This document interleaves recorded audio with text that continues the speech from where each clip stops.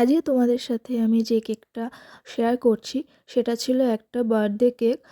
এটা ছিল একটা চকলেট ফ্লেভারের 3 টায়ার কেক। তো তোমরা দেখতেই পাচ্ছ আমি চকলেট কেকটা কিভাবে রেডি করছি। আমি প্রথমে চকলেট কেকের স্পঞ্জটা আমি চকলেট গানাশে সোক করে নিয়েছিলাম। তারপরে আমি এখানে চকলেট ক্রিম আর চকো চিপস ভরে ভরে দিয়ে আমি এটাকে রেডি করেছি। তো আমি আলাদা আলাদাভাবে 3 টায়ার, যেহেতু এটা 3 টায়ার কেক সেই জন্য আমি 3টে টায়ারই আলাদা আলাদাভাবে কোট করে নিয়েছি। তো আমি পরের ভিডিওটুকু নিতে পারিনি, আমি ভিডিওটা করতে ভুলে গিয়েছিলাম যে আমি ভিডিও করছি। তো তোমরা দেখো আমি পরে অ্যাটাচ করে দিচ্ছি কেকটার ফাইনাল লুক কেমন এসেছিলো।